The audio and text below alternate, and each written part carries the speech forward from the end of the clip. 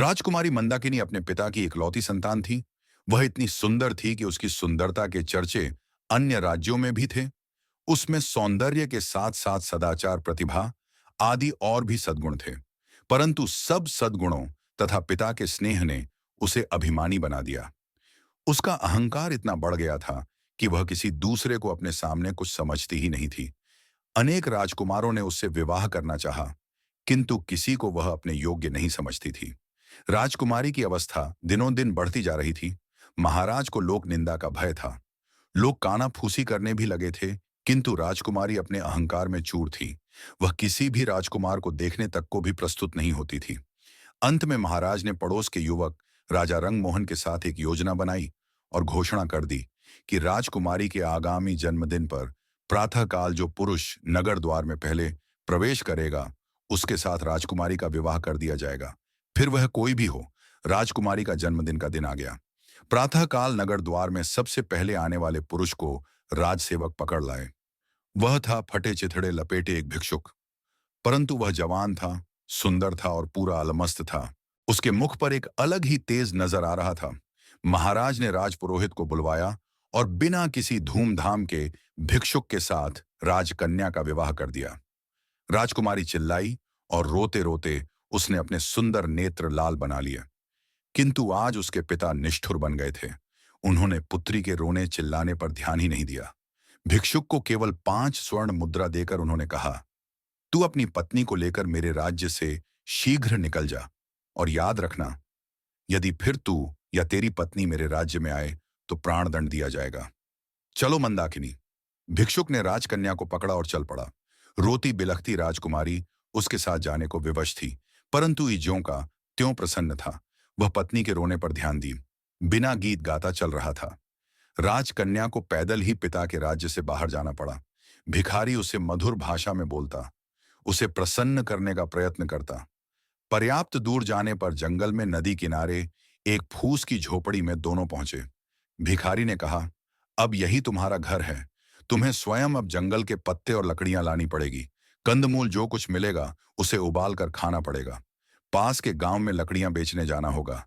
मैं भी जितना बन सकेगा तुम्हारी सहायता करूंगा। राजकन्या के लिए यह जीवन बहुत दुखद था, किंतु व्यवस्था सब करा लेती है।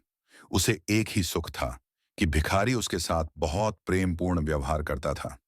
कुछ दिन ऐसे ही बीत गए। फिर एक दिन भिखारी ने झोपड़ी छोड़ दी और मंदाकिनी को लेकर वह एक गांव में आया। वहां वे दोनों एक खंडहर जैसे घर में रहने लगे। भिखारी कहीं से कुछ पैसे ले आया और उससे उसने मिट्टी के बर्तन खरीदे।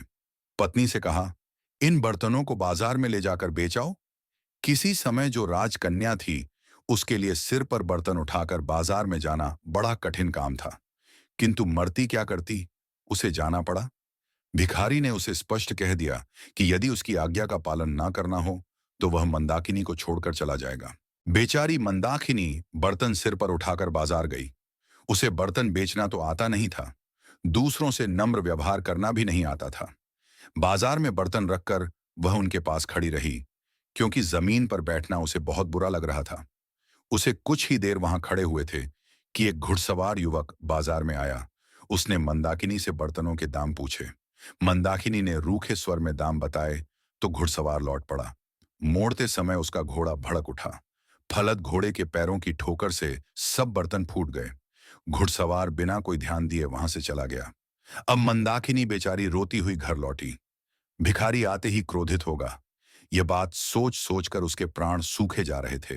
भिखारी आया तो देखा, रो रो कर मंदाकिनी की आंखें सूज गई थीं। वह कुछ नहीं बोला, परंतु दूसरे दिन कहा, मंदाकिनी तुम्हें कुछ नहीं आता। मिट्टी के सभी बर्तन टूट गए। अब हम दोनों का निर्वाह कैसे होगा? एक उपाय है, नगर में चलते हैं। सुना है राजा रंगमोहन बहुत दयालु है। उसकी पाकशाला में तुम्हें कोई नौकरी दिलवाने का प्रयत्न करूंगा। तुम्हें काम मिल जाए तो तुम्हारी ओर से निश्चिंत होकर मैं भी कहीं अच्छे पैसे वाला ढंग का काम ढूंढ लूंगा। कुछ धन एकत्र हो जाने पर कोई व्यापार कर लूंगा और तब तुम्हें भी अपने पास बुला लूंगा। राजा रंगमोहन का नाम सुनकर मंदाकिनी ने लंबी सांस ली। एक समय इस नरेश ने उससे विवाह करने का प्रस्ताव किया था। आज वह राजरानी होती, किंतु हाय रे, यह घमंड, आज उसी राजभवन में वह दासी बनने जा रही है। जाने के अतिरिक्त कोई दूसरा रास्ता नहीं था। मंदाकिनी नगर में गई और राजा की पाकशाला में उसे नौकरी मिल गई। भिखारी उससे विदा होकर कहीं चला गया। मंदाकिनी का गर्व नष्ट हो गया था, उसका स्वभाव बदल गया था। अब वह अत्यंत विनम्र, परिश्रमी और सावधान सेविका बन गई थी। रसोई घर की अध्यक्षा रंभा कुमारी उसके कार्य से अत्यंत संतुष्ट थी। बसंत पंचमी आई। राजा रंगमोहन का जन्मदिन था। सभी सेवकों को इस दिन नरेश अपने हाथ से पुरस्कृत करते थे।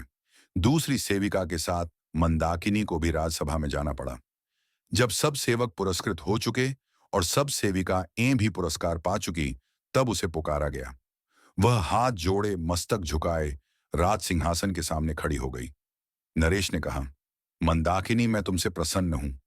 तुम्हें तो मैं अपनी रानी बनाना चाहता हूं। मंदाकिनी चौंक पड़ी। महाराज, आपको ऐसी अधर्मपूर्ण बात नहीं करनी चाहिए। मैं परस्त्री हूं। क्या हुआ जो मेरा पति भिक्षुक है? मेरा तो वही सर्वस्व है। उसे छोड़कर मैं दूसरे किसी की सोच भी नहीं सकती। वही मेरा स्वामी है। आपकी मुझ पर बहुत कृपा है, तो इतना अनुग्रह करें कि मेरे पति का पता लगवा कर उसे बुला दें। मैं पाकशाला में सेवा करके प्रसन्न हूं। महाराज रंगमोहन चले गए और थोड़ी देर में वह भिखारी राजमहल से निकला। मंदाकिनी उसे देखते ही दौड़कर उसके पैरों पर गिर पड़ी। भिखारी मुस्कुराया और बोला, मंदाकिनी, मुझे ध्यान से देखो तो तुम्हें मुझ में और रंगमोहन में कुछ सादृश्य नहीं मिलता। भेद खुल चुका था। भिखारी के वेश में उसको ग्रहण करने वाले स्वयं राजा रंगमोहन ही थे और वह थी उनकी महारानी। राजा ने कहा, मंदाकिनी, क्षमा करना, तुम्हारे अभिमान की मुझे कोई दूसरी औषधि मिली ही नहीं, इसलिए तुम्हारे पिता के साथ मिलकर मुझे यह रास्ता अपनाना पड़ा। निष्कर्ष, जीवन में अभिमान और घमंड का कोई स्थान नहीं है। कठिन परिस्थितियां हमारे अहंकार को मिटाने और हमें विनम्र बनाने के लिए आती हैं। जीवन की सच्ची समझ कठिनाइयों से ही मिलती है और सच्चे प्रेम और समर्पण के बिना जीवन में वास्तविक खुशी और संतोष संभव नहीं है। इसके साथ ही कहानी यह भी बताती है कि परिस्थितियां चाहे जितनी भी कठिन क्यों ना हो, सच्चा प्रेम, सहनशीलता और विवेक ही जीवन को सही दिशा में आगे बढ़ाते हैं।